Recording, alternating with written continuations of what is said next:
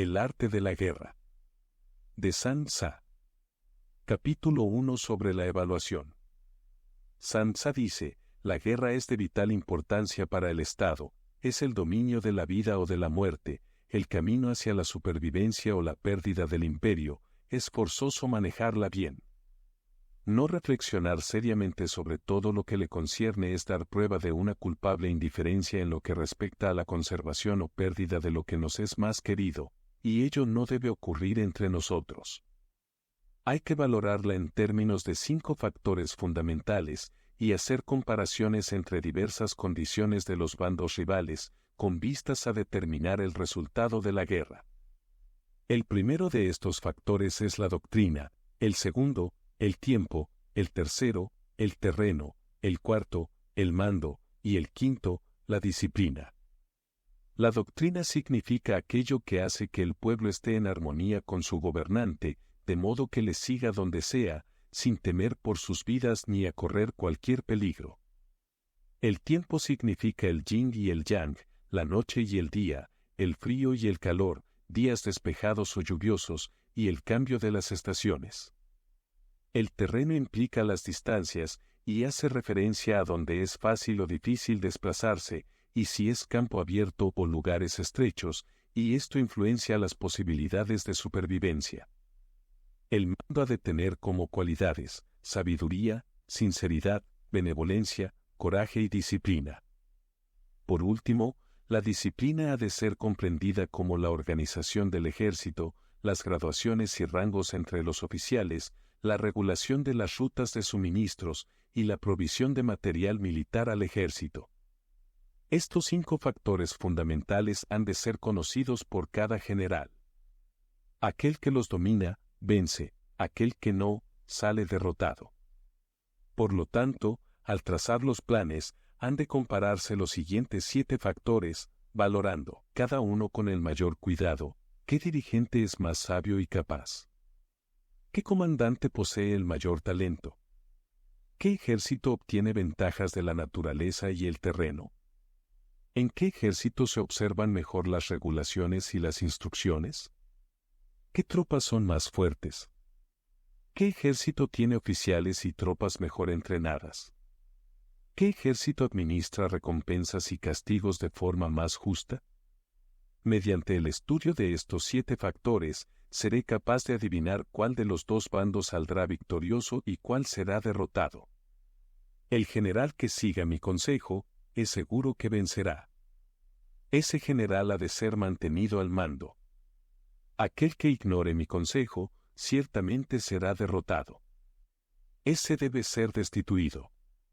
Tras prestar atención a mi consejo y planes, el general debe crear una situación que contribuya a su cumplimiento. Por situación quiero decir que debe tomar en consideración la situación del campo y actuar de acuerdo con lo que le es ventajoso. El arte de la guerra se basa en el engaño. Por lo tanto, cuando es capaz de atacar, ha de aparentar incapacidad, cuando las tropas se mueven, aparentar inactividad.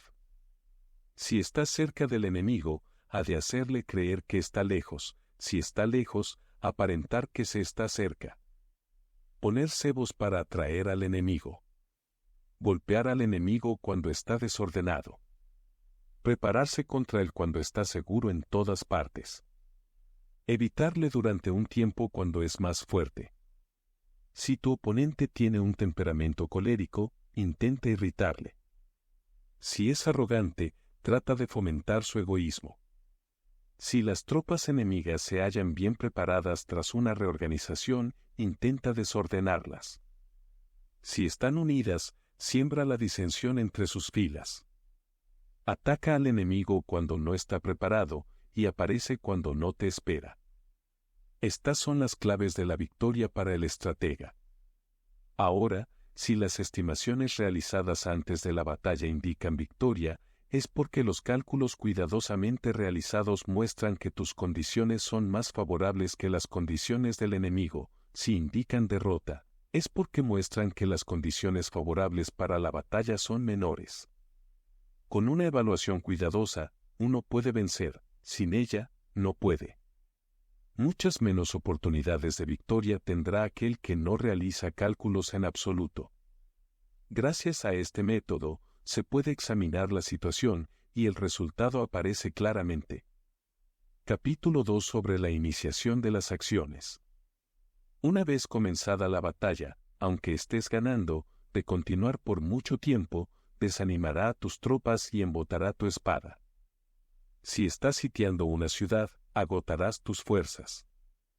Si mantienes a tu ejército durante mucho tiempo en campaña, tus suministros se agotarán.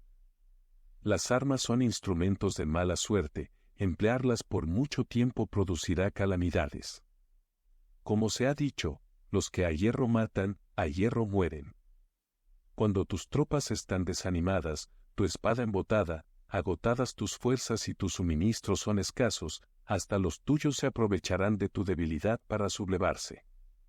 Entonces, aunque tengas consejeros sabios, al final no podrás hacer que las cosas salgan bien. Por esta causa, he oído hablar de operaciones militares que han sido torpes y repentinas, pero nunca he visto a ningún experto en el arte de la guerra que mantuviese la campaña por mucho tiempo. Nunca es beneficioso para un país dejar que una operación militar se prolongue por mucho tiempo. Como se dice comúnmente, sé rápido como el trueno que retumba antes de que hayas podido taparte los oídos, veloz como el relámpago que relumbra antes de haber podido pestañear. Por lo tanto, los que no son totalmente conscientes de la desventaja de servirse de las armas no pueden ser totalmente conscientes de las ventajas de utilizarlas. Los que utilizan los medios militares con pericia no activan a sus tropas 2 veces, ni proporcionan alimentos en 3 ocasiones, con un mismo objetivo. Esto quiere decir que no se debe movilizar al pueblo más de una vez por campaña, y que inmediatamente después de alcanzar la victoria no se debe regresar al propio país para hacer una segunda movilización. Al principio esto significa proporcionar alimentos para las propias tropas, pero después se quitan los alimentos al enemigo. Si tomas los suministros de armas de tu propio país, pero quitas los alimentos al enemigo, puedes estar bien abastecido de armamento y de provisiones. Cuando un país se empobrece a causa de las operaciones militares, se debe al transporte de provisiones desde un lugar distante. Si las transportas desde un lugar distante, el pueblo se empobrecerá. Los que habitan cerca de donde está el ejército pueden vender sus cosechas a precios elevados, pero se acaba de este modo el bienestar de la mayoría de la población. Cuando se transportan las provisiones muy lejos, la gente se arruina a causa del alto costo. En los mercados cercanos al ejército, los precios de las mercancías se aumentan. Por lo tanto, las largas campañas militares constituyen una lacra para el país. Cuando se agotan los recursos, los impuestos se recaudan bajo presión. Cuando el poder y los recursos se han agotado, se arruina el propio país. Se priva al pueblo de gran parte de su presupuesto, mientras que los gastos del gobierno para armamento se elevan. Los habitantes constituyen la base de un país, los alimentos son la felicidad del pueblo. El príncipe debe respetar este hecho y ser sobrio y austero en sus gastos públicos. En consecuencia, un general inteligente lucha por desproveer al enemigo de sus alimentos. Cada porción de alimentos tomados al enemigo equivale a 20 que te suministras a ti mismo. Así pues, lo que arrasa al enemigo es la imprudencia, y la motivación de los tuyos en asumir los beneficios de los adversarios. Cuando recompenses a tus hombres con los beneficios que ostentaban los adversarios, los harás luchar por propia iniciativa, y así podrás tomar el poder y la influencia que tenía el enemigo. Es por esto por lo que se dice que donde hay grandes recompensas hay hombres valientes. Por consiguiente, en una batalla de carros, recompensa primero al que tome al menos 10 carros. Si recompensas a todo el mundo, no habrá suficiente para todos, así pues, ofrece una recompensa a un soldado para animar a todos los demás. Cambia sus colores, de los soldados enemigos hechos prisioneros, utilízalos mezclados con los tuyos. Trata bien a los soldados y préstales atención. Los soldados prisioneros deben ser bien tratados, para conseguir que en el futuro luchen para ti. A esto se llama vencer al adversario e incrementar por añadidura tus propias fuerzas. Si utilizas al enemigo para derrotar al enemigo, serás poderoso en cualquier lugar a donde vayas. Así pues, lo más importante en una operación militar es la victoria y no la persistencia. Esta última no es beneficiosa. Un ejército es como el fuego, si no lo apagas, se consumirá por sí mismo. Por lo tanto, sabemos que el que está a la cabeza del ejército está a cargo de las vidas de los habitantes y de la seguridad de la nación. Capítulo 3 sobre las proposiciones de la victoria y la derrota. Como regla general, es mejor conservar a un enemigo intacto que destruirlo. Capturar a sus soldados para conquistarlos y dominas a sus jefes. Un general decía, practica las artes marciales, calcula la fuerza de tus adversarios, haz que pierdan su ánimo y dirección, de manera que aunque el ejército enemigo esté intacto sea inservible, esto es ganar sin violencia. Si destruyes al ejército enemigo y matas a sus generales, asaltas sus defensas disparando, reúnes a una muchedumbre y usurpas un territorio, todo esto es ganar por la fuerza. Por esto, los que ganan todas las batallas no son realmente profesionales, los que consiguen que se rindan impotentes los ejércitos ajenos sin luchar son los mejores maestros del arte de la guerra. Los guerreros superiores atacan mientras los enemigos están proyectando sus planes. Luego deshacen sus alianzas. Por eso, un gran emperador decía, el que lucha por la victoria frente a espadas desnudas no es un buen general. La peor táctica es atacar a una ciudad. Asediar, acorralar a una ciudad solo se lleva a cabo como último recurso. Emplea no menos de 3 meses en preparar tus artefactos y otros 3 para coordinar los recursos para tu asedio. Nunca se debe atacar por cólera y con prisas. Es aconsejable tomarse tiempo en la planificación y coordinación del plan. Por lo tanto, un verdadero maestro de las artes marciales vence a otras fuerzas enemigas sin batalla, conquista otras ciudades sin asediarlas y destruye a otros ejércitos sin emplear mucho tiempo. Un maestro experto en las artes marciales deshace los planes de los enemigos, estropea sus relaciones y alianzas, le corta los suministros o bloquea su camino, venciendo mediante estas tácticas sin necesidad de luchar. Es imprescindible luchar contra todas las facciones enemigas para obtener una victoria completa, de manera que su ejército no quede acuartelado y el beneficio sea total. Esta es la ley del asedio estratégico. La victoria completa se produce cuando el ejército no lucha, la ciudad no es asediada, la destrucción no se prolonga durante mucho tiempo, y en cada caso el enemigo es vencido por el empleo de la estrategia. Así pues, la regla de la utilización de la fuerza es la siguiente: si tus fuerzas son 10 veces superiores a las del adversario, rodéalo; si son 5 veces superiores, atácalo; si son 2 veces superiores, divídelo. Si tus fuerzas son iguales en número, lucha si te es posible. Si tus fuerzas son inferiores, mantente continuamente en guardia, pues el más pequeño fallo te acarrearía las peores consecuencias. Trata de mantenerte al abrigo y evita en lo posible un enfrentamiento abierto con él. La prudencia y la firmeza de un pequeño número de personas pueden llegar a cansar y a dominar incluso a numerosos ejércitos. Este consejo se aplica en los casos en que todos los factores son equivalentes. Si tus fuerzas están en orden mientras que las suyas están inmersas en el caos, si tú y tus fuerzas están con ánimo y ellos desmoralizados, entonces, aunque sean más numerosos, puedes entrar en batalla.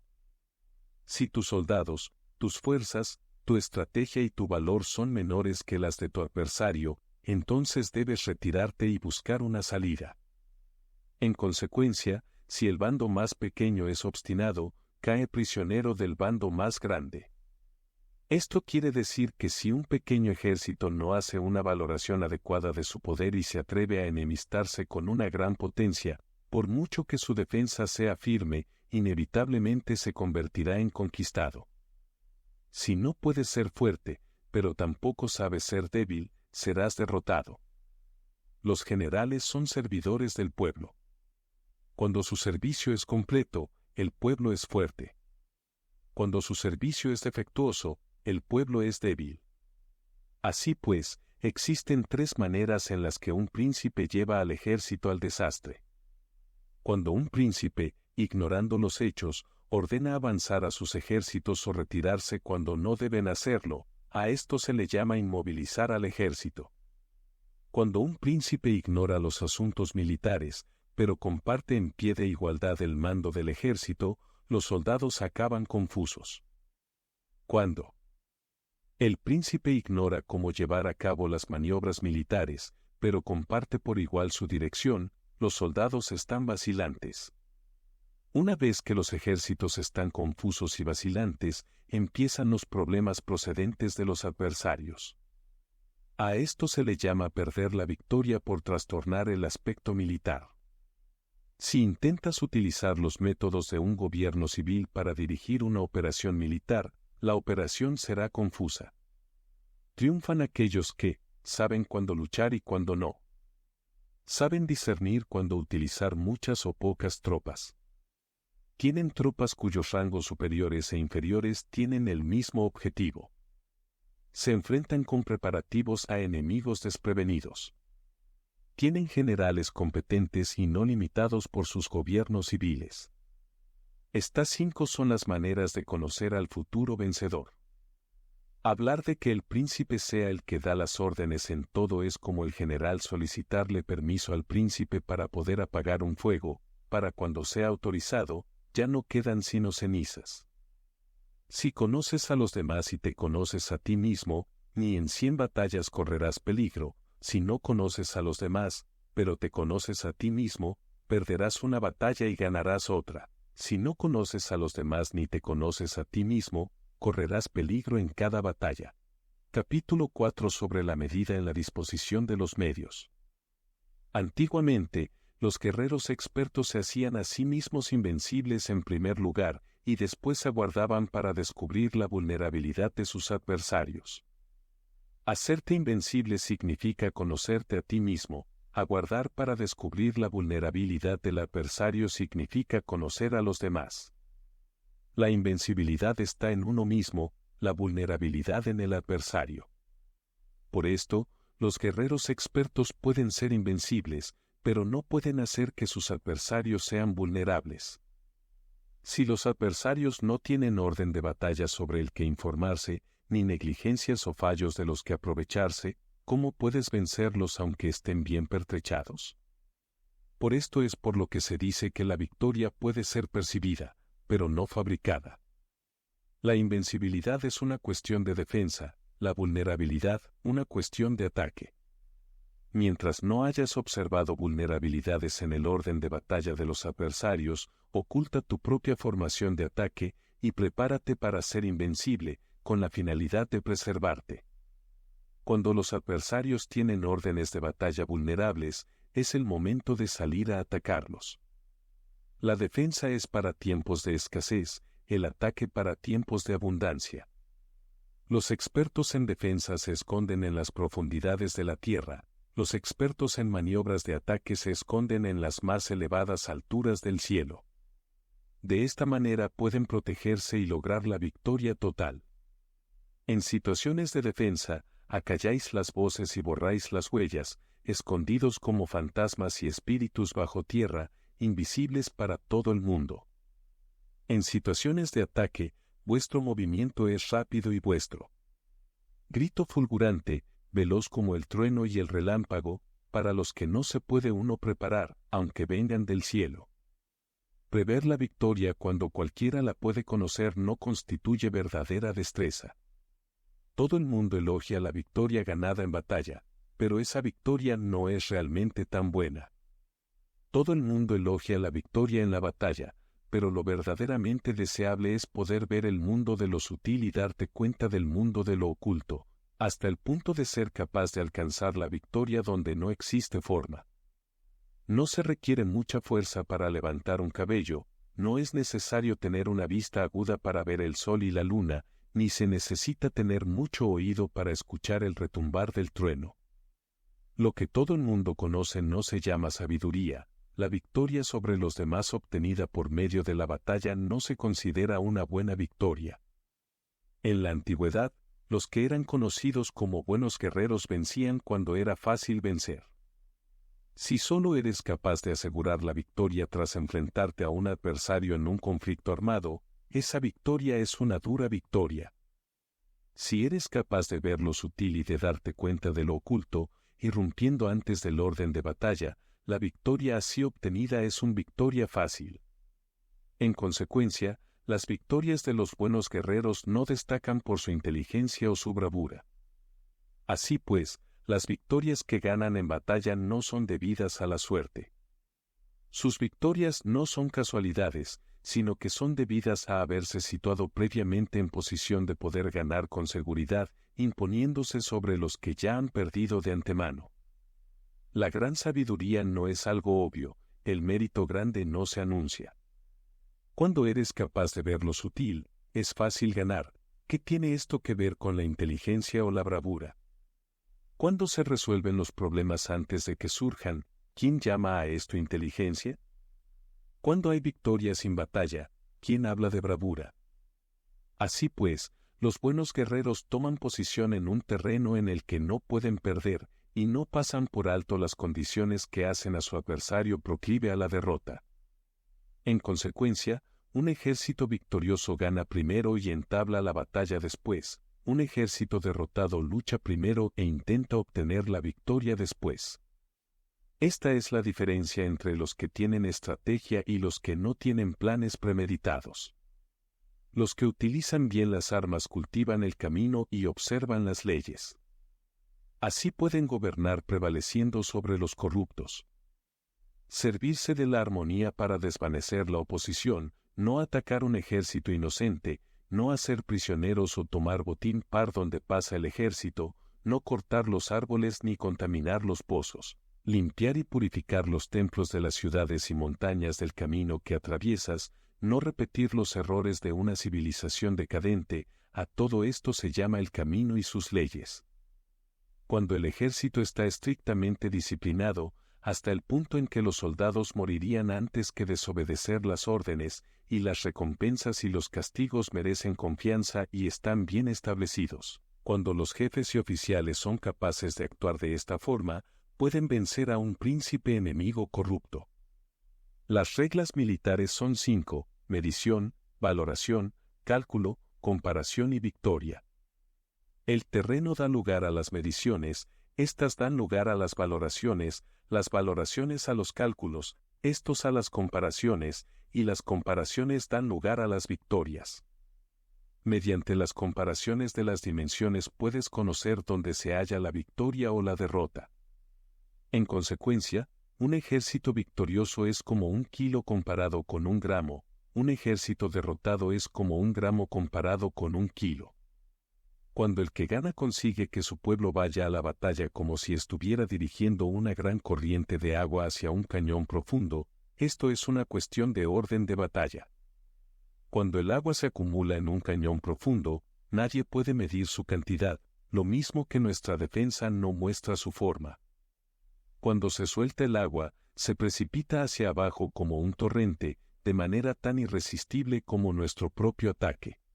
Capítulo 5 sobre la firmeza. La fuerza es la energía acumulada o la que se percibe. Esto es muy cambiante. Los expertos son capaces de vencer al enemigo creando una percepción favorable en ellos, así obtener la victoria sin necesidad de ejercer su fuerza. Gobernar sobre muchas personas como si fueran poco es una cuestión de dividirlas en grupos o sectores, es organización. Batallar contra un gran número de tropas como si fueran pocas es una cuestión de demostrar la fuerza, símbolos y señales. Se refiere a lograr una percepción de fuerza y poder en la oposición. En el campo de batalla se refiere a las formaciones y banderas utilizadas para desplegar las tropas y coordinar sus movimientos. Lograr que el ejército sea capaz de combatir contra el adversario sin ser derrotado es una cuestión de emplear métodos ortodoxos o heterodoxos. La ortodoxia y la heterodoxia no es algo fijo, sino que se utilizan como un ciclo.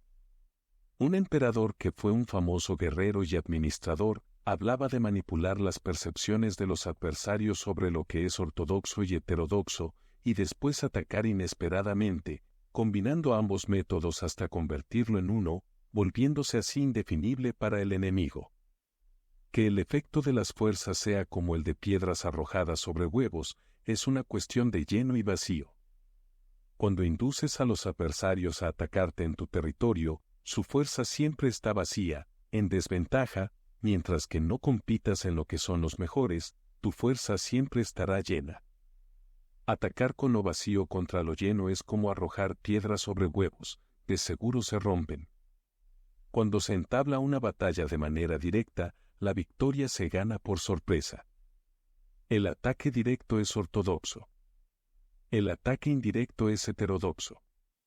Solo hay dos clases de ataques en la batalla, el extraordinario por sorpresa y el directo ordinario, pero sus variantes son innumerables. Lo ortodoxo y lo heterodoxo se originan recíprocamente, como un círculo sin comienzo ni fin. ¿Quién podría agotarlos? Cuando la velocidad del agua que fluye alcanza el punto en el que puede mover las piedras, esta es la fuerza directa. Cuando la velocidad y maniobrabilidad del halcón es tal que puede atacar y matar, esto es precisión.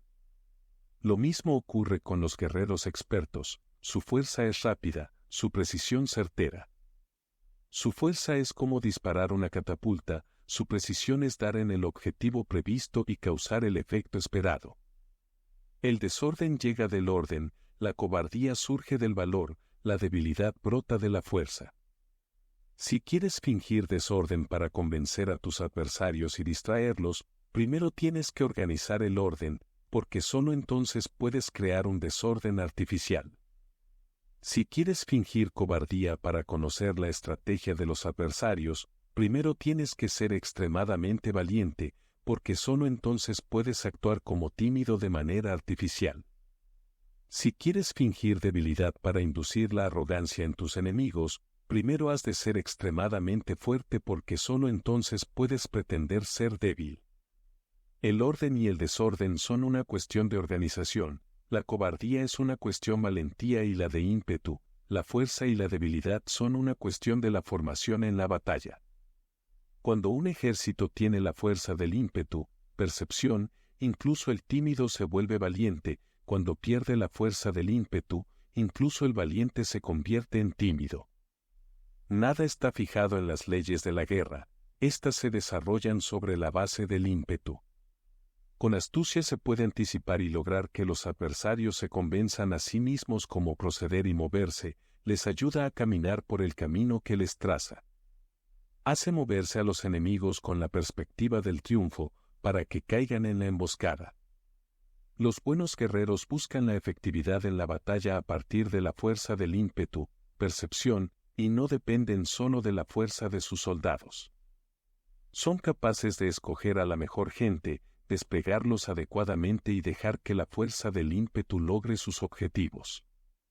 Cuando hay entusiasmo, convicción, orden, organización, recursos, compromiso de los soldados, tienes la fuerza del ímpetu, y el tímido es valeroso.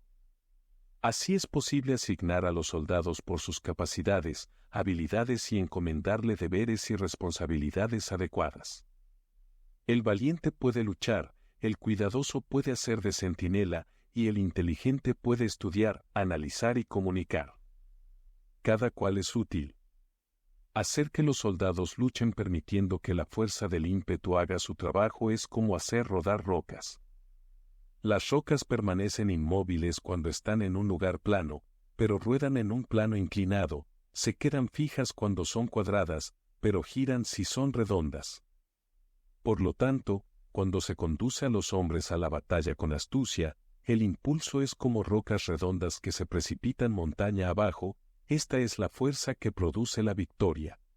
Capítulo 6 sobre lo lleno y lo vacío. Los que anticipan, se preparan y llegan primero al campo de batalla y esperan al adversario están en posición descansada, los que llegan los últimos al campo de batalla, los que improvisan y entablan la lucha quedan agotados. Los buenos guerreros hacen que los adversarios vengan a ellos, y de ningún modo se dejan atraer fuera de su fortaleza. Si haces que los adversarios vengan a ti para combatir, su fuerza estará siempre vacía. Si no sales a combatir, tu fuerza estará siempre llena. Este es el arte de vaciar a los demás y de llenarte a ti mismo. Lo que impulsa a los adversarios a venir hacia ti por propia decisión es la perspectiva de ganar. Lo que desanima a los adversarios de ir hacia ti es la probabilidad de sufrir daños. Cuando los adversarios están en posición favorable, debes cansarlos. Cuando están bien alimentados, cortar los suministros. Cuando están descansando, hacer que se pongan en movimiento. Ataca inesperadamente, haciendo que los adversarios se agoten corriendo para salvar sus vidas. Interrumpe sus provisiones, arrasa sus campos y corta sus vías de aprovisionamiento. Aparece en lugares críticos y ataca donde menos se lo esperen, haciendo que tengan que acudir al rescate. Aparece donde no puedan ir, se dirige hacia donde menos se lo esperen. Para desplazarte cientos de kilómetros sin cansancio, atraviesa tierras despobladas. Atacar un espacio abierto no significa solo un espacio en el que el enemigo no tiene defensa. Mientras su defensa no sea estricta, el lugar no esté bien guardado, los enemigos se desperdigarán ante ti, como si estuvieras atravesando un territorio despoblado. Para tomar infaliblemente lo que atacas, ataca donde no haya defensa. Para mantener una defensa infaliblemente segura, defiende donde no haya ataque. Así, en el caso de los que son expertos en el ataque, sus enemigos no saben por dónde atacar. Cuando se cumplen las instrucciones, las personas son sinceramente leales y comprometidas, los planes y preparativos para la defensa implantados con firmeza, siendo tan sutil y reservado que no se revelan las estrategias de ninguna forma, y los adversarios se sienten inseguros, y su inteligencia no les sirve para nada. Sé extremadamente sutil, discreto, hasta el punto de no tener forma. Sé completamente misterioso y confidencial, hasta el punto de ser silencioso. De esta manera podrás dirigir el destino de tus adversarios. Para avanzar sin encontrar resistencia, arremete por sus puntos débiles. Para retirarte de manera esquiva, sé más rápido que ellos. Las situaciones militares se basan en la velocidad, llega como el viento, muévete como el relámpago, y los adversarios no podrán vencerte. Por lo tanto, cuando quieras entrar en batalla, incluso si el adversario está atrincherado en una posición defensiva, no podrá evitar luchar si atacas en el lugar en el que debe acudir irremediablemente al rescate. Cuando no quieras entrar en batalla, incluso si trazas una línea en el terreno que quieres conservar, el adversario no puede combatir contigo porque le das una falsa pista. Esto significa que cuando los adversarios llegan para atacarte, no luchas con ellos, sino que estableces un cambio estratégico para confundirlos y llenarlos de incertidumbre. Por consiguiente, cuando induces a otros a efectuar una formación, mientras que tú mismo permaneces sin forma, estás concentrado, mientras que tu adversario está dividido. Haz que los adversarios vean como extraordinario lo que es ordinario para ti, haz que vean como ordinario lo que es extraordinario para ti. Esto es inducir al enemigo a efectuar una formación. Una vez vista la formación del adversario, concentras tus tropas contra él. Como tu formación no está a la vista, el adversario dividirá cegaramente sus fuerzas. Cuando estás concentrado formando una sola fuerza, mientras que el enemigo está dividido en 10, estás atacando a una concentración de 1 contra 10, así que tus fuerzas superan a las suyas. Si puedes atacar a unos pocos soldados con muchos, diezmarás el número de tus adversarios. Cuando estás fuertemente trincherado, te has hecho fuerte tras buenas barricadas, y no dejas filtrar ninguna información sobre tus fuerzas, sal afuera sin información precisa, ataca y conquista de manera incontenible. No han de conocer dónde piensas librar la batalla, porque cuando no se conoce, el enemigo destaca muchos puestos de vigilancia, y en el momento en el que se establecen numerosos puestos solo tienes que combatir contra pequeñas unidades. Así pues, cuando su vanguardia está preparada, su retaguardia es defectuosa, y cuando su retaguardia está preparada, su vanguardia presenta puntos débiles. Las preparaciones de su ala derecha significarán carencia en su ala izquierda. Las preparaciones por todas partes significará ser vulnerable por todas partes. Esto significa que cuando las tropas están de guardia en muchos lugares, están forzosamente desperdigadas en pequeñas unidades. Cuando se dispone de pocos soldados se está a la defensiva contra el adversario. El que dispone de muchos hace que el enemigo tenga que defenderse. Cuantas más defensas induces a adoptar a tu enemigo, más debilitado quedará. Así, si conoces el lugar y la fecha de la batalla, puedes acudir a ella aunque estés a 1000 kilómetros de distancia. Si no conoces el lugar y la fecha de la batalla, entonces tu flanco izquierdo no puede salvar al derecho, tu vanguardia no puede salvar a tu retaguardia, y tu retaguardia no puede salvar a tu vanguardia, ni siquiera en un territorio de unas pocas docenas de kilómetros. Si tienes muchas más tropas que los demás, ¿cómo puede ayudarte este factor para obtener la victoria? Si no conoces el lugar y la fecha de la batalla, aunque tus tropas sean más numerosas que las de ellos, ¿cómo puedes saber si vas a ganar o a perder? Así pues, se dice que la victoria puede ser creada. Si haces que los adversarios no sepan el lugar y la fecha de la batalla, siempre puedes vencer. Incluso si los enemigos son numerosos, puede hacerse que no entren en combate. Por tanto, haz tu valoración sobre ellos para averiguar sus planes y determinar qué estrategia puede tener éxito y cuál no.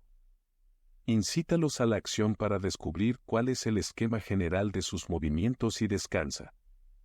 Haz algo por o en contra de ellos para su atención, de manera que puedas de ellos para descubrir sus hábitos de comportamiento de ataque y de defensa. Indúcelos a adoptar formaciones específicas para conocer sus puntos flacos. Esto significa utilizar muchos métodos para confundir y perturbar al enemigo con el objetivo de observar sus formas de respuesta hacia ti. Después de haberlas observado, actúas en consecuencia, de manera que puedes saber qué clase de situaciones significan vida y cuáles significan muerte. Pruébalos para averiguar sus puntos fuertes y sus puntos débiles. Por lo tanto, el punto final de la formación de un ejército es llegar a la no forma. Cuando no tienes forma, los informadores no pueden descubrir nada, ya que la información no puede crear una estrategia. Una vez que no tienes forma perceptible, no dejas huellas que puedan ser seguidas. Los informadores no encuentran ninguna grieta por donde mirar y los que están a cargo de la planificación no pueden establecer ningún plan realizable. La victoria sobre multitudes mediante formaciones precisas debe ser desconocida para las multitudes. Todo el mundo conoce la forma mediante la que resultó vencedor, pero nadie conoce la forma mediante la que aseguró la victoria. En consecuencia, la victoria en la guerra no es repetitiva, sino que adapta su forma continuamente. Determinar los cambios apropiados significa no repetir las estrategias previas para obtener la victoria. Para lograrla, puedo adaptarme desde el principio a cualquier formación que los adversarios puedan adoptar. Las formaciones son como el agua. La naturaleza del agua es evitar lo alto e ir hacia abajo. La naturaleza de los ejércitos es evitar lo lleno y atacar lo vacío. El flujo del agua está determinado por la tierra. La victoria viene determinada por el adversario. Así pues, un ejército no tiene formación constante, lo mismo que el agua no tiene forma constante. Se llama genio a la capacidad de obtener la victoria cambiando y adaptándose según el enemigo. Capítulo 7 sobre el enfrentamiento directo e indirecto. Las autoridades civiles y después reúne y concentra a las tropas, acuartelándolas juntas. Nada es más difícil que la lucha armada. Luchar con otros cara a cara para conseguir ventajas es lo más arduo del mundo. La dificultad de la lucha armada es hacer cercanas las distancias largas y convertir los problemas en ventajas. mientras que das la apariencia de estar muy lejos, empiezas tu camino y llegas antes que el enemigo. Por lo tanto, haces que su ruta sea larga, atrayéndole con la esperanza de ganar. Cuando emprendes la marcha después que los otros y llegas antes que ellos, conoces la estrategia de hacer que las distancias sean cercanas. Sírvete de una unidad especial para engañar al enemigo atrayéndole a una falsa persecución, haciéndole creer que el grueso de tus fuerzas está muy lejos. Entonces, lanzas una fuerza de ataque sorpresa que llega antes, aunque emprendió el camino después. Por consiguiente, la lucha armada puede ser provechosa y puede ser peligrosa. Para el experto es provechosa, para el inexperto peligrosa. Movilizar a todo el ejército para el combate en aras de obtener alguna ventaja tomaría mucho tiempo, pero combatir por una ventaja con un ejército incompleto tendría como resultado una falta de recursos. Si te movilizas rápidamente y sin parar día y noche, recorriendo el doble de la distancia habitual, y si luchas por obtener alguna ventaja a miles de kilómetros, tus jefes militares serán hechos prisioneros. Los soldados que sean fuertes llegarán allí primero, los más cansados llegarán después, como regla general, solo lo conseguirá 1 de cada 10. Cuando la ruta es larga las tropas se cansan, si han gastado su fuerza en la movilización, llegan agotadas mientras que sus adversarios están frescos, así pues, es seguro que serán atacadas. Combatir por una ventaja a 50 kilómetros de distancia frustrará los planes del mando, y, como regla general, solo la mitad de los soldados lo harán. Si se combate por obtener una ventaja a 30 kilómetros de distancia, solo 2 de cada 3 soldados los recorrerán. Así pues, un ejército perece si no está equipado, si no tiene provisiones o si no tiene dinero. Estas 3 cosas son necesarias. No puedes combatir para ganar con un ejército no equipado, o sin provisiones, lo que el dinero facilita. Por tanto, si ignoras los planes de tus rivales, no puedes hacer alianzas precisas.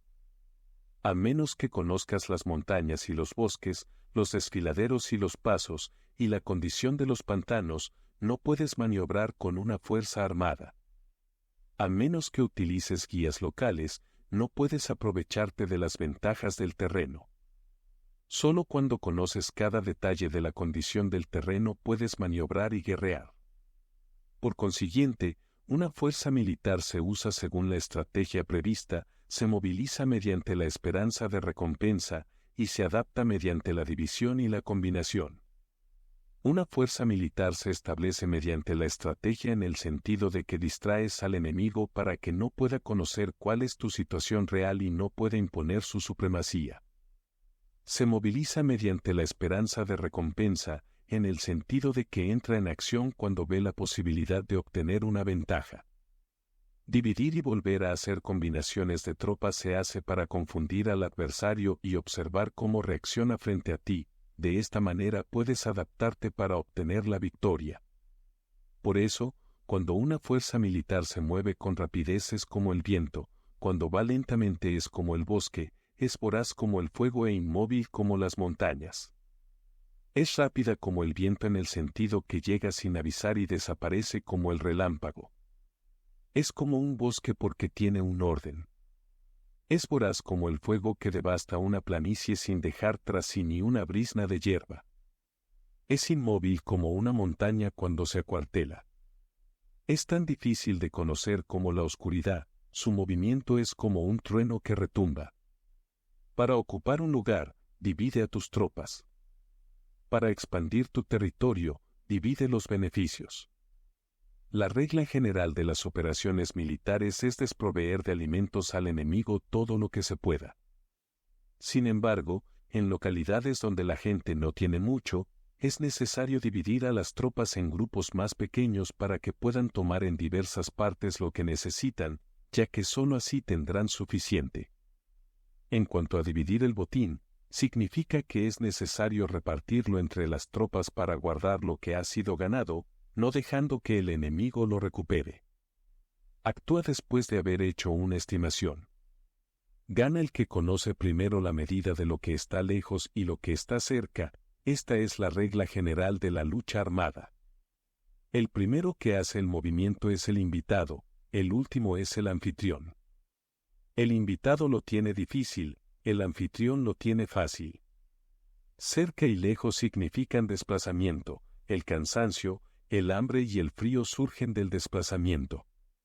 Un antiguo libro que trata de asuntos militares dice, las palabras no son escuchadas, para eso se hacen los símbolos y los tambores.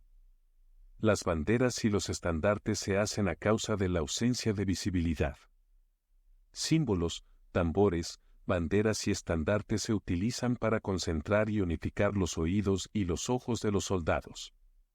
Una vez que están unificados, el valiente no puede actuar solo, ni el tímido puede retirarse solo. Esta es la regla general del empleo de un grupo. Unificar los oídos y los ojos de los soldados significa hacer que miren y escuchen al unísono de manera que no caigan en la confusión y el desorden. Las señales se utilizan para indicar direcciones e impedir que los individuos vayan a donde se les antoje.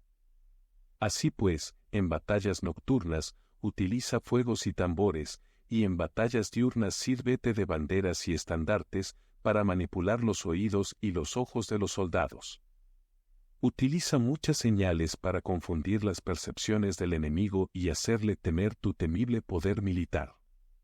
De esta forma, haces desaparecer la energía de sus ejércitos y desmoraliza a sus generales.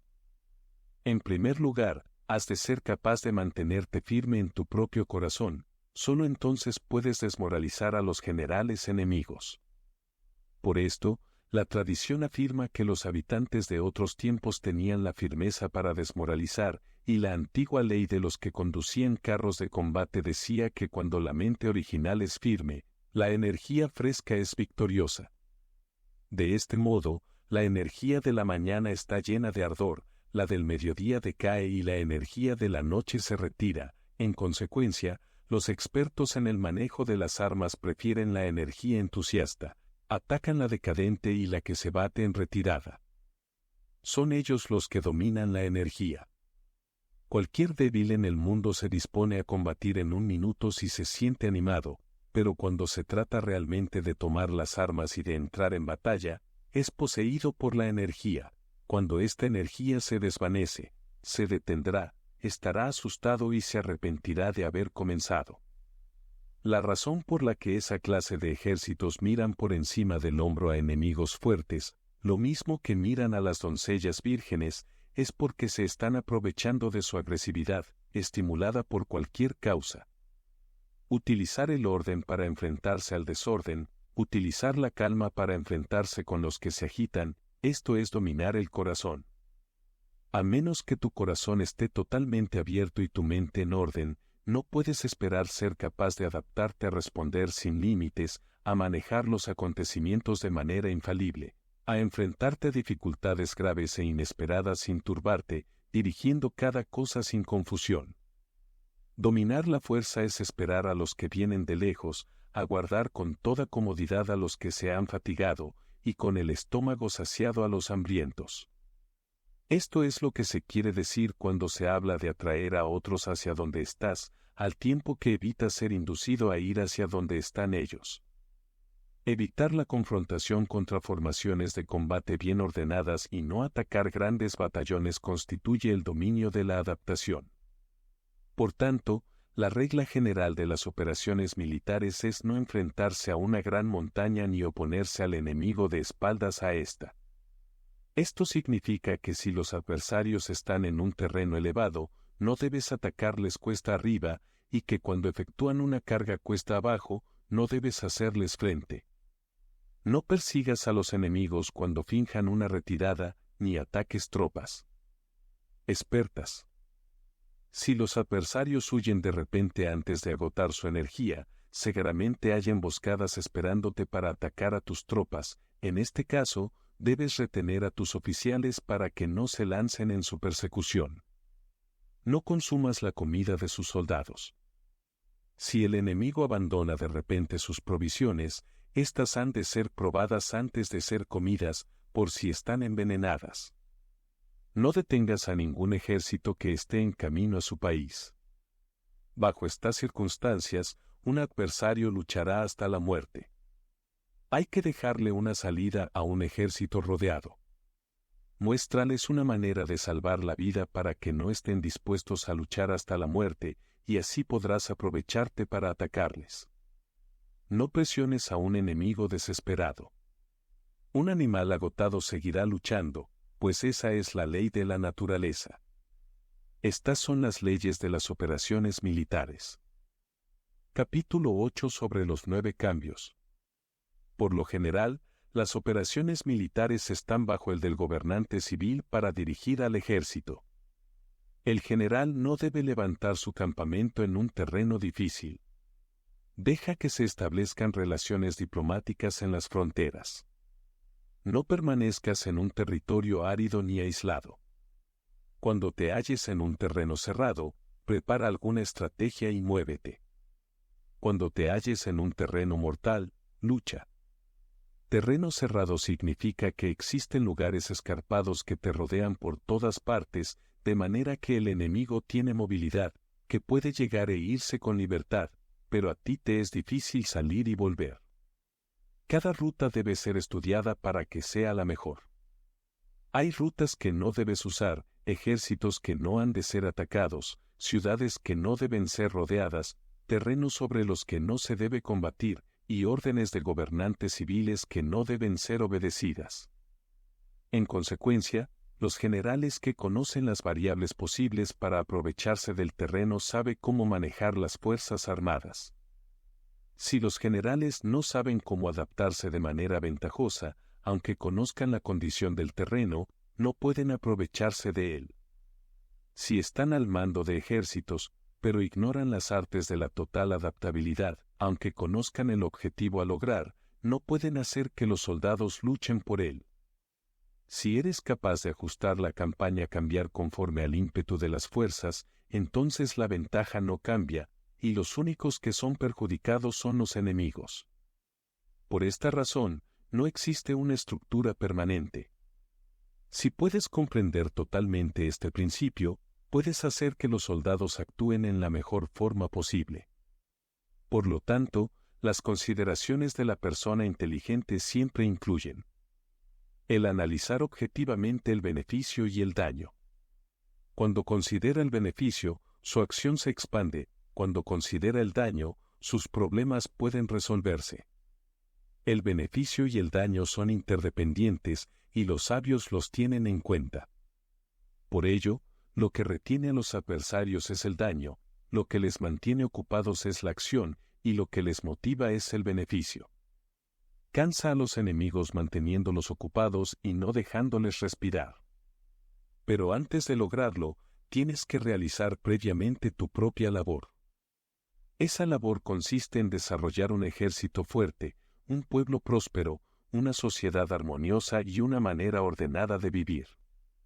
Así pues, la norma general de las operaciones militares consiste en no contar con que el enemigo no acuda, sino confiar en tener los medios de enfrentarte a él; no contar con que el adversario no ataque, sino confiar en poseer lo que no puede ser atacado. Si puedes recordar siempre el peligro cuando estás a salvo y el caos en tiempos de orden, permanece atento al peligro y al caos mientras no tengan todavía forma, y evítalos antes de que se presenten. Esta es la mejor estrategia de todas. Por esto, existen 5 rasgos que son peligrosos en los generales. Los que están dispuestos a morir, pueden perder la vida; los que quieren preservar la vida, pueden ser hechos prisioneros; los que son dados a los apasionamientos irracionales, pueden ser ridiculizados; los que son muy puritanos, pueden ser deshonrados; los que son compasivos, pueden ser turbados. Si te presentas en un lugar que con toda seguridad los enemigos se precipitarán a defender, las personas compasivas se apresurarán invariablemente a rescatar a sus habitantes, causándose a sí mismos problemas y cansancio. Estos son 5 rasgos que constituyen defectos en los generales y que son desastrosos para las operaciones militares. Los buenos generales son de otra manera, se comprometen hasta la muerte, pero no se aferran a la esperanza de sobrevivir, Actúan de acuerdo con los acontecimientos, en forma racional y realista, sin dejarse llevar por las emociones ni estar sujetos a quedar confundidos.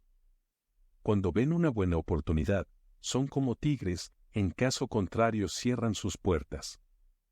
Su acción y su no acción son cuestiones de estrategia, y no pueden ser complacidos ni enfadados. Capítulo 9 sobre la distribución de los medios. Las maniobras militares son el resultado de los planes y las estrategias en la manera más ventajosa para ganar. Determinan la movilidad y efectividad de las tropas. Si vas a colocar tu ejército en posición de observar al enemigo, atraviesa rápido las montañas y vigílalos desde un valle. Considera el efecto de la luz y mantente en la posición más elevada del valle. Cuando combatas en una montaña, ataca desde arriba hacia abajo y no al revés. Combate estando cuesta abajo y nunca cuesta arriba. Evita que el agua divida tus fuerzas, aléjate de las condiciones desfavorables lo antes que te sea posible. No te enfrentes a los enemigos dentro del agua, es conveniente dejar que pasen la mitad de sus tropas y en ese momento dividirlas y atacarlas. No te sitúes río abajo. No camines en contra de la corriente, ni en contra del viento. Si acampas en la ribera de un río, tus ejércitos pueden ser sorprendidos de noche, empujados a ahogarse o se les puede colocar veneno en la corriente. Tus barcas no deben ser amarradas corriente abajo, para impedir que el enemigo aproveche la corriente lanzando sus barcas contra ti. Si atraviesas pantanos, hazlo rápidamente. Si te encuentras frente a un ejército en medio de un pantano, permanece cerca de sus plantas acuáticas o respaldado por los árboles.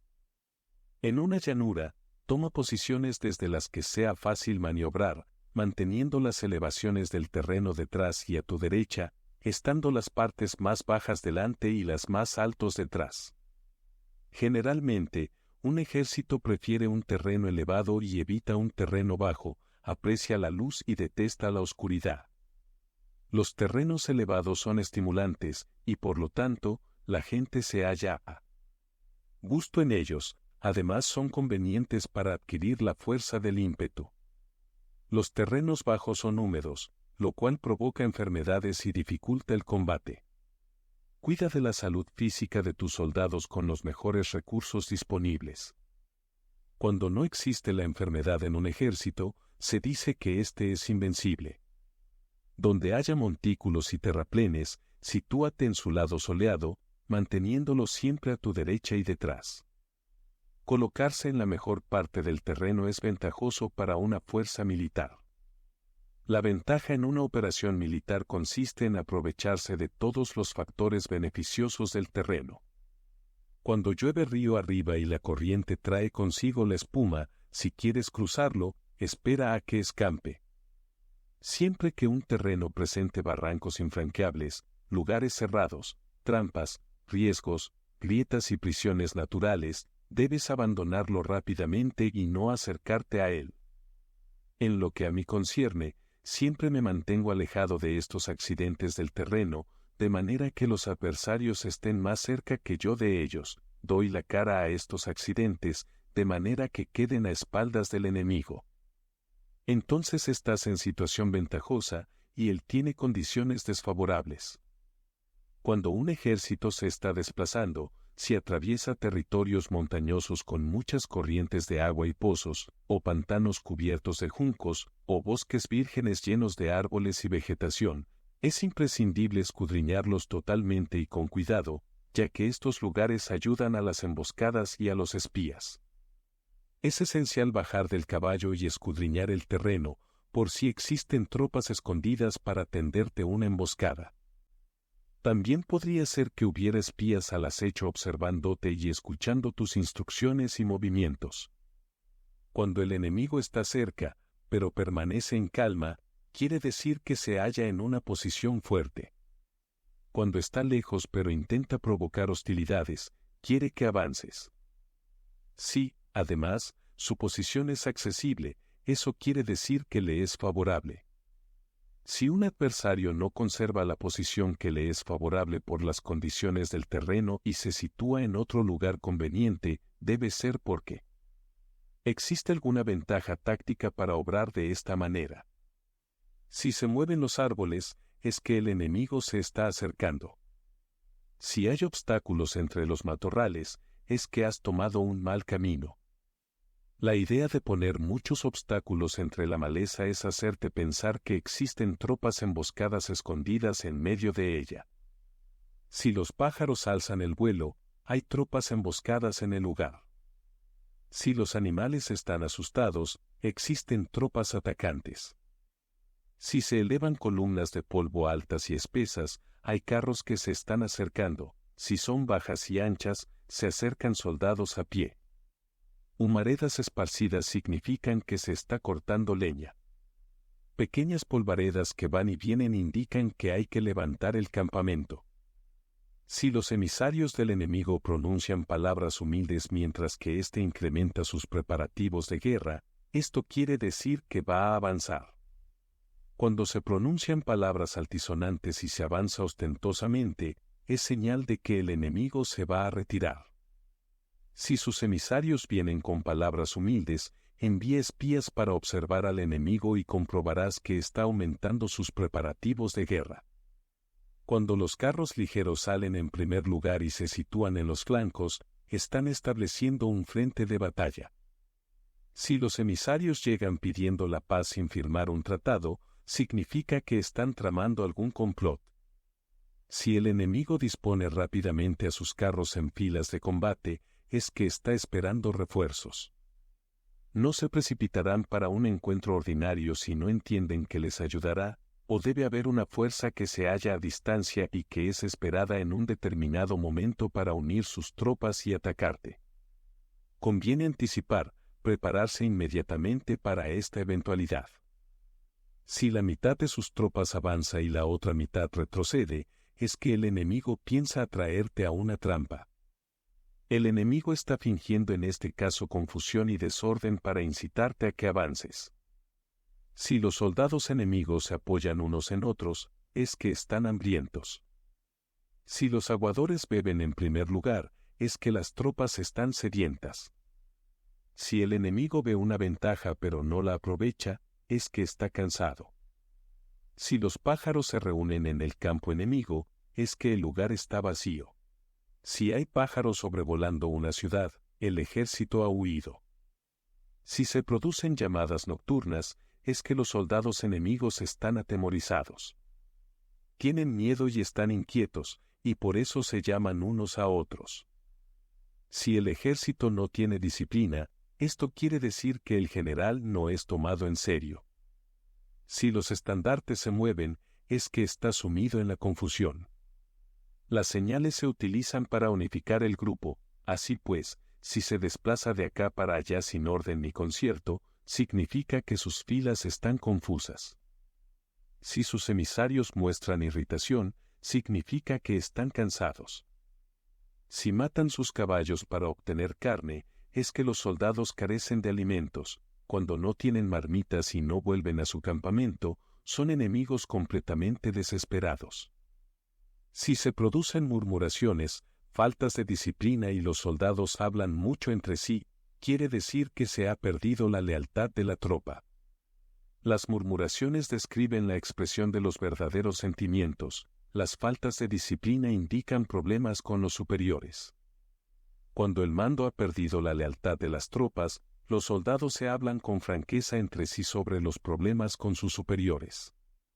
Si se otorgan numerosas recompensas, es que el enemigo se halla en un callejón sin salida. Cuando se ordenan demasiados castigos, es que el enemigo está desesperado. Cuando la fuerza de su ímpetu está agotada, otorgan constantes recompensas para tener contentos a los soldados, para evitar que se rebelen en masa. Cuando los soldados están tan agotados que no pueden cumplir las órdenes, son castigados una y otra vez para restablecer la autoridad.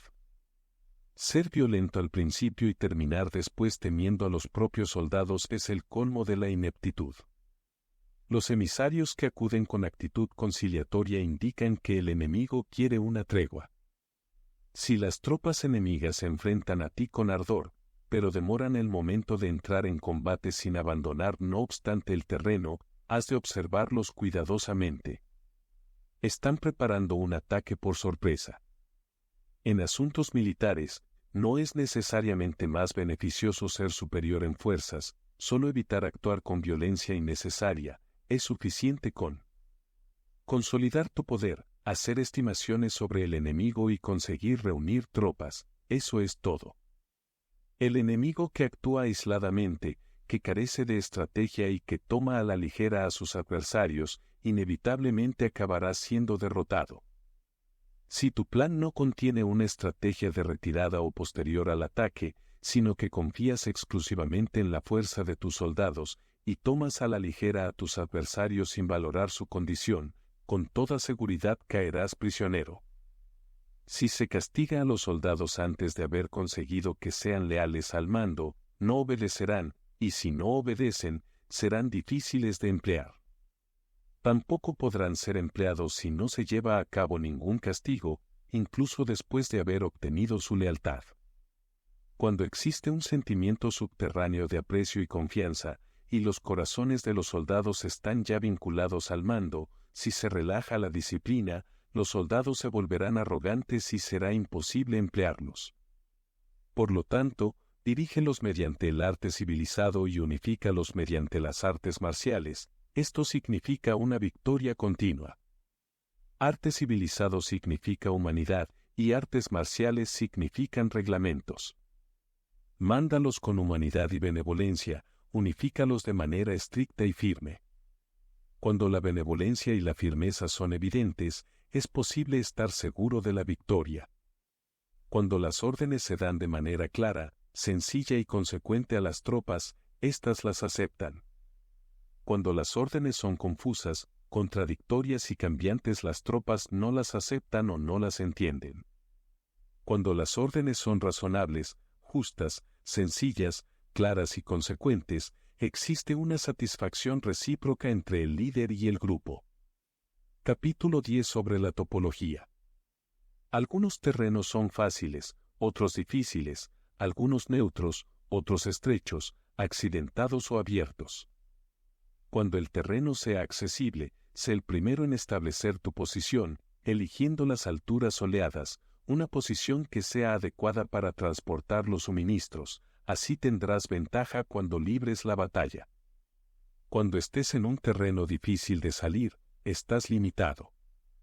En este terreno, si tu enemigo no está preparado, puedes vencer si sigues adelante, pero si el enemigo está preparado y sigues adelante, tendrás muchas dificultades para volver de nuevo a él, lo cual jugará en contra tuya.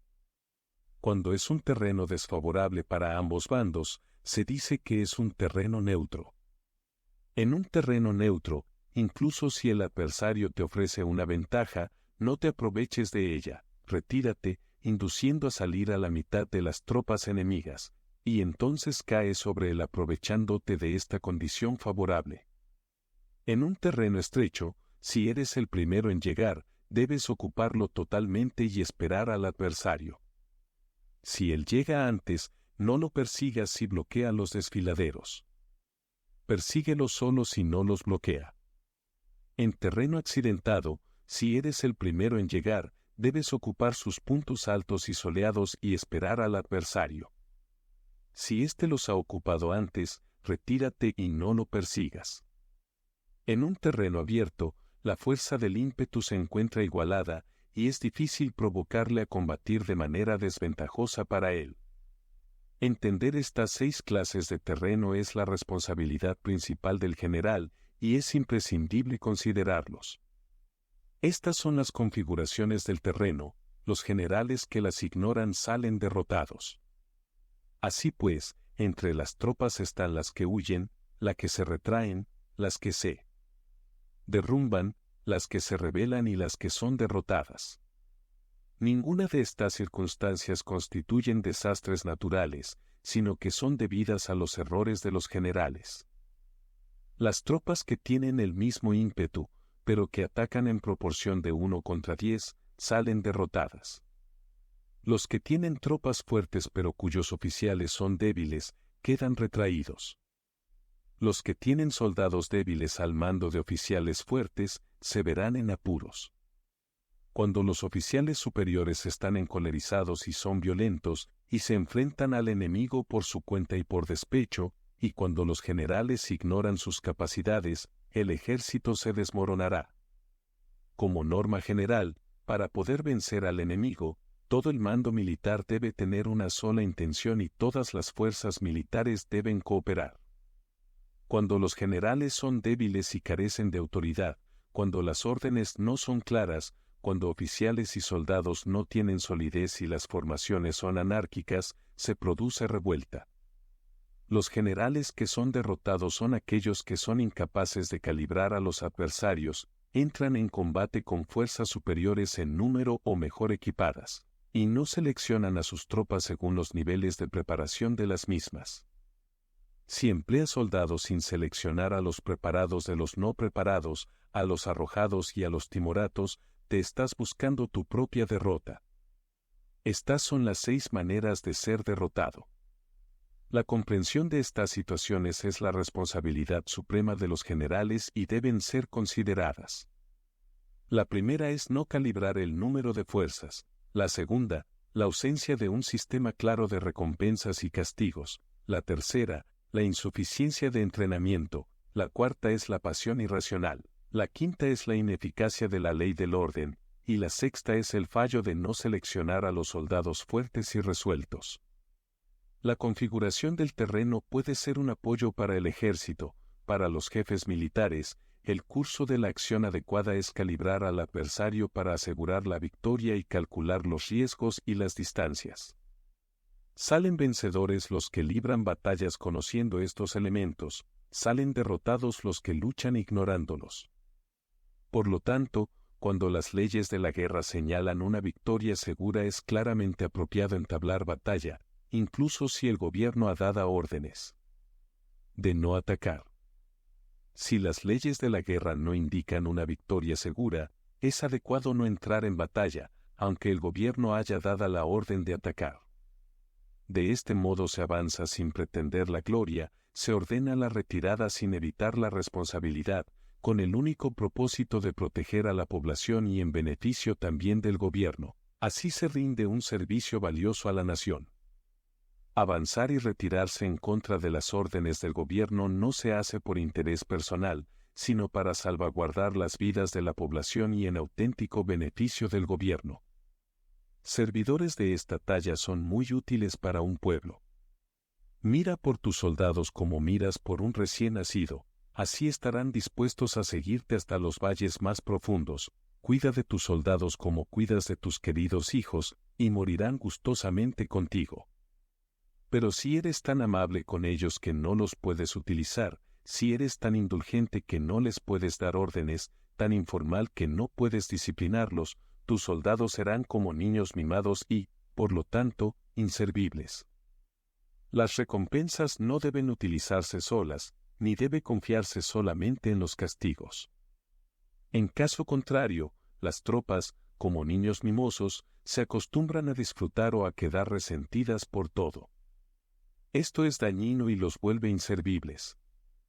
Si sabes que tus soldados son capaces de atacar, pero ignoras si el enemigo es invulnerable a un ataque, tienes solo la mitad de posibilidades de ganar. Si sabes que tu enemigo es vulnerable a un ataque, pero ignoras si tus soldados son capaces de atacar, solo tienes la mitad de posibilidades de ganar. Si sabes que el enemigo es vulnerable a un ataque, y tus soldados pueden llevarlo a cabo, pero ignoras si la condición del terreno es favorable para la batalla, tienes la mitad de probabilidades de vencer. Por lo tanto, los que conocen las artes marciales no pierden el tiempo cuando efectúan sus movimientos, ni se agotan cuando atacan. Debido a esto se dice que cuando te conoces a ti mismo y conoces a los demás, la victoria no es un peligro. Cuando conoces el cielo y la tierra, la victoria es inagotable. Capítulo 11 sobre las 9 clases de terreno. Conforme a las leyes de las operaciones militares, existen 9 clases de terreno. Si intereses locales luchan entre sí en su propio territorio, a este se le llama terreno de dispersión. Cuando los soldados están apegados a su casa y combaten cerca de su hogar, pueden ser dispersados con facilidad. Cuando penetras en un territorio ajeno, pero no lo haces en profundidad, a este se le llama territorio ligero. Esto significa que los soldados pueden regresar fácilmente. El territorio que puede resultarte ventajoso si lo tomas, y ventajoso al enemigo si es el quien lo conquista, se llama terreno clave. Un terreno de lucha inevitable es cualquier enclave defensivo o paso estratégico. Un territorio igualmente accesible para ti y para los demás se llama terreno de comunicación. El territorio que está rodeado por 3 territorios rivales y es el primero en proporcionar libre acceso a él a todo el mundo se llama terreno de intersección. El terreno de intersección es aquel en el que convergen las principales vías de comunicación uniéndolas entre sí, sé el primero en ocuparlo, y la gente tendrá que ponerse de tu lado. Si lo obtienes, te encuentras seguro, si lo pierdes, corres peligro. Cuando penetras en profundidad en un territorio ajeno, y dejas detrás muchas ciudades y pueblos, a este terreno se le llama difícil. Es un terreno del que es difícil regresar. Cuando atraviesas montañas boscosas, desfiladeros abruptos u otros accidentes difíciles de atravesar, a esto se le llama terreno desfavorable. Cuando el acceso es estrecho y la salida es tortuosa, de manera que una pequeña unidad enemiga puede atacarte, aunque tus tropas sean más numerosas, a este se le llama terreno cercado. Si eres capaz de una gran adaptación, puedes atravesar este territorio. Si solo puedes sobrevivir en un territorio luchando con rapidez, y si es fácil morir si no lo haces, a este se le llama terreno mortal. Las tropas que se encuentran en un terreno mortal están en la misma situación que si se encontraran en una barca que se hunde o en una casa ardiendo. Así pues, no combatas en un terreno de dispersión, no te detengas en un terreno ligero, no ataques en un terreno clave, ocupado por el enemigo, no dejes que tus tropas sean divididas en un terreno de comunicación. En terrenos de intersección, establece comunicaciones, en terrenos difíciles, entra aprovisionado, en terrenos desfavorables, continúa marchando, en terrenos cercados, haz planes, en terrenos mortales, lucha. En un terreno de dispersión, los soldados pueden huir. Un terreno ligero es cuando los soldados han penetrado en territorio enemigo, pero todavía no tienen las espaldas cubiertas, por eso, sus mentes no están realmente concentradas y no están listos para la batalla. No es ventajoso atacar al enemigo en un terreno clave, lo que es ventajoso es llegar el primero a él. No debe permitirse que quede aislado el terreno de comunicación, para poder servirse de las rutas de suministros. En terrenos de intersección, estarás a salvo si estableces alianzas, si las pierdes, te encontrarás en peligro. En terrenos difíciles, entrar aprovisionado significa reunir todo lo necesario para estar allí mucho tiempo. En terrenos desfavorables, ya que no puedes atrincherarte en ello, debes apresurarte a salir. En terrenos cercados, introduce tácticas sorpresivas. Si las tropas caen en un terreno mortal, todo el mundo luchará de manera espontánea. Por esto se dice, sitúa a las tropas en un terreno mortal y sobrevivirán. Los que eran antes considerados como expertos en el arte de la guerra eran capaces de hacer que el enemigo perdiera contacto entre su vanguardia y su retaguardia, la confianza entre las grandes y las pequeñas unidades, el interés recíproco para el bienestar de los diferentes rangos, el apoyo mutuo entre gobernantes y gobernados, el alistamiento de soldados y la coherencia de sus ejércitos. Estos expertos entraban en acción cuando les era ventajoso, y se retenían en caso contrario. Introducían cambios para confundir al enemigo, atacándolos aquí y allá, aterrorizándolos y sembrando en ellos la confusión, de tal manera que no les daban tiempo para hacer planes. Se podría preguntar cómo enfrentarse a fuerzas enemigas numerosas y bien organizadas que se dirigen hacia ti. La respuesta es quitarles en primer lugar algo que aprecien, y después te escucharán. La rapidez de acción es el factor esencial de la condición de la fuerza militar, aprovechándose de los errores de los adversarios, desplazándose por caminos que no esperan y atacando cuando no están en guardia. Esto significa que para aprovecharse de la falta de preparación, de visión y de cautela de los adversarios, es necesario actuar con rapidez, y que si dudas, esos errores no te servirán de nada. En una invasión, por regla general, cuanto más se adentran los invasores en el territorio ajeno, más fuertes se hacen, hasta el punto de que el gobierno nativo no puede ya expulsarlos. Escoge campos fértiles, y las tropas tendrán suficiente para comer. Cuida de su salud y evita el cansancio, consolida su energía, aumenta su fuerza. Que los movimientos de tus tropas y la preparación de tus planes sean insondables. Consolida la energía más entusiasta de tus tropas, ahorra las fuerzas sobrantes, mantén en secreto tus formaciones y tus planes, permaneciendo insondable para los enemigos, y espera a que se produzca un punto vulnerable para avanzar.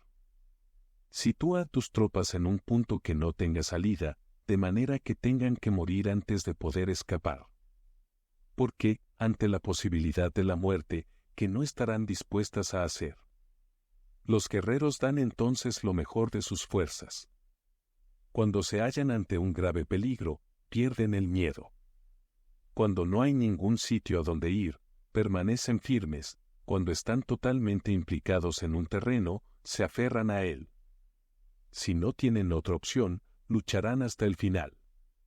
Por esta razón, los soldados están vigilantes sin tener que ser estimulados, se alistan sin tener que ser llamados a filas, son amistosos sin necesidad de promesas, y se puede confiar en ellos sin necesidad de órdenes.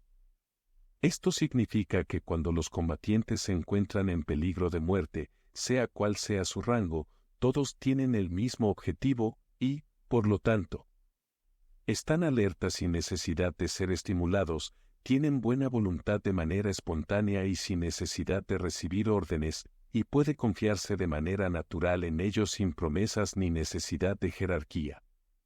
Prohíbe los augurios para evitar las dudas, y los soldados nunca te abandonarán. Si tus soldados no tienen riquezas, no es porque las desdeñen. Si no tienen más longevidad, no es porque no quieran vivir más tiempo. El día en que se da la orden de marcha, los soldados lloran. Así pues, una operación militar preparada con pericia debe ser como una serpiente veloz que contraataca con su cola cuando alguien le ataca por la cabeza, contraataca con la cabeza cuando alguien le ataca por la cola y contraataca con cabeza y cola, cuando alguien le ataca por el medio. Esta imagen representa el método de una línea de batalla que responde velozmente cuando es atacada. Un manual de 8 formaciones clásicas de batalla dice: haz del frente la retaguardia, haz de la retaguardia el frente, con 4 cabezas y 8 colas. Haz que la cabeza esté en todas partes, y cuando el enemigo arremeta por el centro, cabeza y cola acudirán al rescate. Puede preguntarse la cuestión de si es posible hacer que una fuerza militar sea como una serpiente rápida. La respuesta es afirmativa. Incluso las personas que se tienen antipatía, encontrándose en el mismo barco, se ayudarán entre sí en caso de peligro de zozobrar. Es la fuerza de la situación la que hace que esto suceda. Por esto, no basta con depositar la confianza en caballos atados y ruedas fijadas. Se atan los caballos para formar una línea de combate estable, y se fijan las ruedas para hacer que los carros no se puedan mover. Pero aún así, esto no es suficientemente seguro ni se puede confiar en ello. Es necesario permitir que haya variantes a los cambios que se hacen, poniendo a los soldados en situaciones mortales, de manera que combatan de forma espontánea y se ayuden unos a otros codo con codo. Este es el camino de la seguridad y de la obtención de una victoria cierta. La mejor organización es hacer que se exprese el valor y mantenerlo constante. Tener éxito tanto con tropas débiles como con tropas aguerridas se basa en la configuración de las circunstancias. Si obtienes la ventaja del terreno, puedes vencer a los adversarios, incluso con tropas ligeras y débiles, ¿cuánto más te sería posible si tienes tropas poderosas y aguerridas? Lo que hace posible la victoria a ambas clases de tropas es las circunstancias del terreno. Por lo tanto, los expertos en operaciones militares logran la cooperación de la tropa, de tal manera que dirigir un grupo es como dirigir a un solo individuo que no tiene más que una sola opción. Corresponde al general ser tranquilo, reservado, justo y metódico. Sus planes son tranquilos y absolutamente secretos para que nadie pueda descubrirlos. Su mando es justo y metódico, así que nadie se atreve a tomarlo a la ligera. Puede mantener a sus soldados sin información y en completa ignorancia de sus planes. Cambia sus acciones y revisa sus planes, de manera que nadie pueda reconocerlos. Cambia de lugar su emplazamiento y se desplaza por caminos sinuosos, de manera que nadie pueda anticiparse. Puedes ganar cuando nadie puede entender en ningún momento cuáles son tus intenciones. Dice un gran hombre, el principal engaño que se valora en las operaciones militares no se dirige solo a los enemigos, sino que empieza por las propias tropas, para hacer que le sigan a uno sin saber a dónde van. Cuando un general fija una meta a sus tropas, es como el que sube a un lugar elevado y después retira la escalera. Cuando un general se adentra muy en el interior del territorio enemigo, está poniendo a prueba todo su potencial. Ha hecho quemar las naves a sus tropas y destruir sus casas, así las conduce como un rebaño y todos ignoran hacia dónde se encaminan. Incumbe a los generales reunir a los ejércitos y ponerlos en situaciones peligrosas. También han de examinar las adaptaciones a los diferentes terrenos, las ventajas de concentrarse o dispersarse, y las pautas de los sentimientos y situaciones humanas. Cuando se habla de ventajas y de desventajas de la concentración y de la dispersión, quiere decir que las pautas de los comportamientos humanos cambian según los diferentes tipos de terreno. En general, la pauta general de los invasores es unirse cuando están en el corazón del territorio enemigo, pero tienden a dispersarse cuando están en las franjas fronterizas. Cuando dejas tu territorio y atraviesas la frontera en una operación militar, te hallas en un terreno aislado. Cuando es accesible desde todos los puntos, es un terreno de comunicación.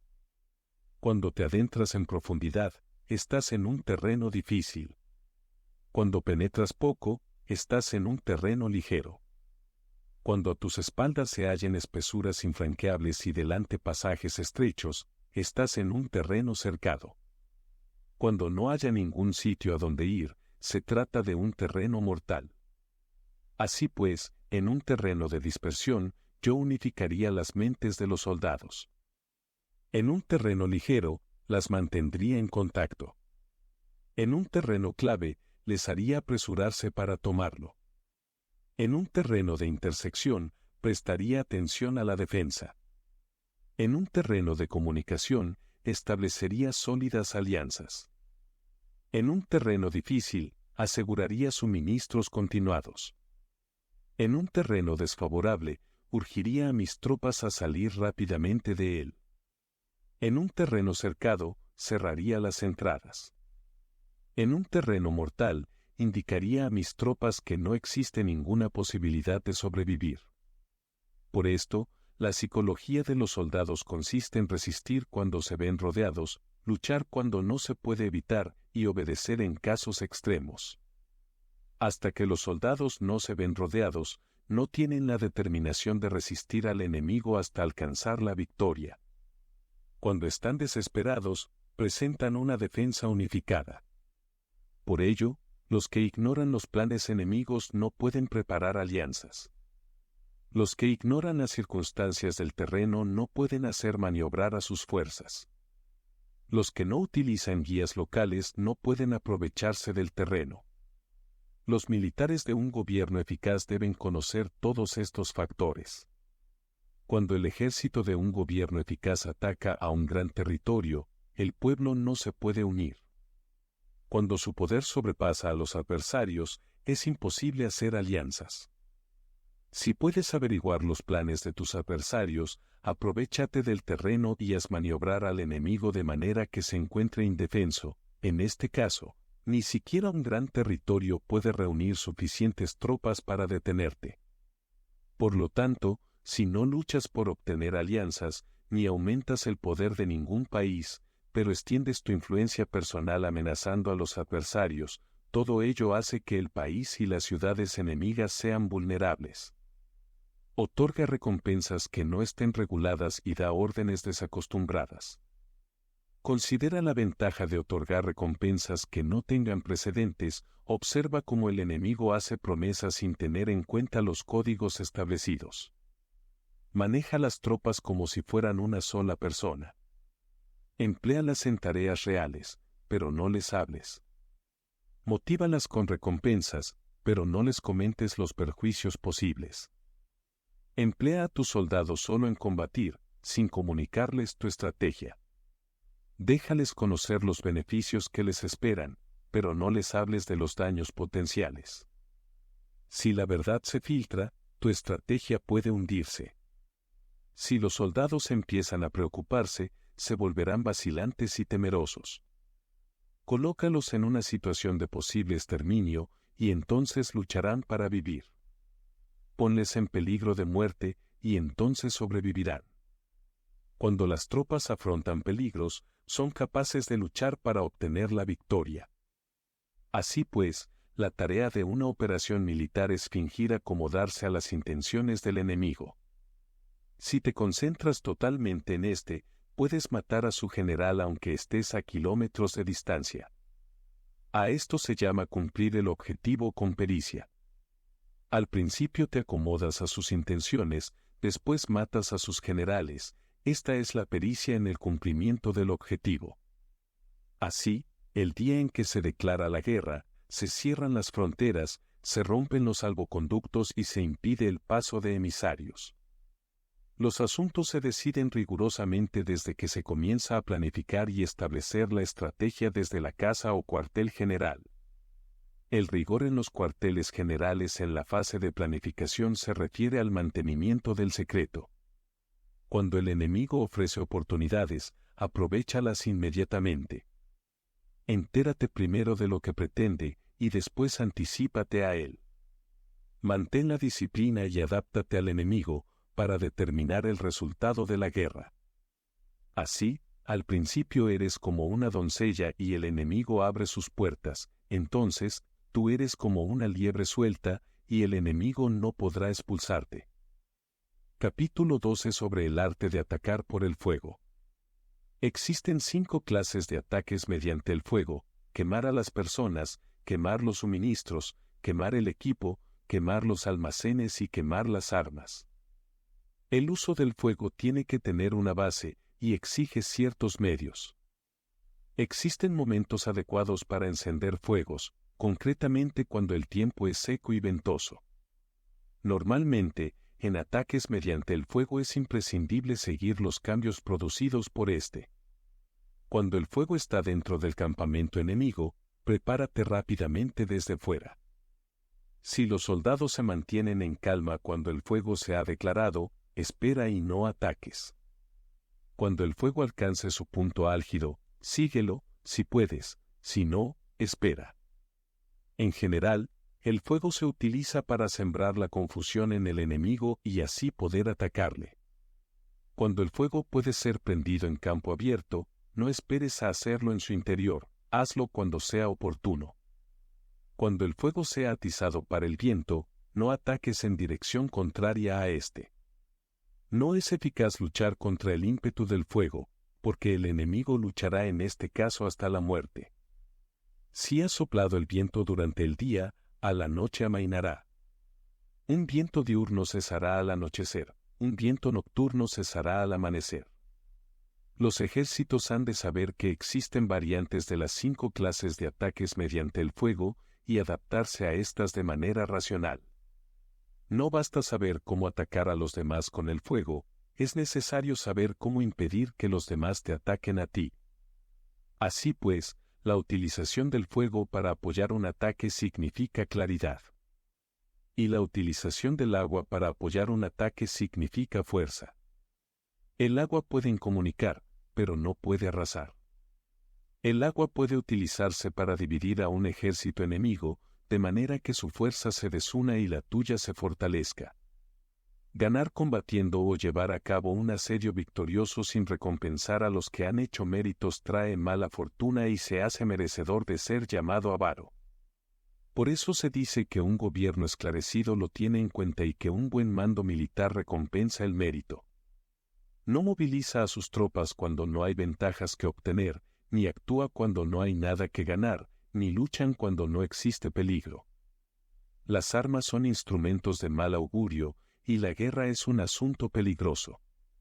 Es indispensable impedir una derrota desastrosa, y por lo tanto, no vale la pena movilizar un ejército por razones insignificantes. Las armas solo deben utilizarse cuando no existe otro remedio.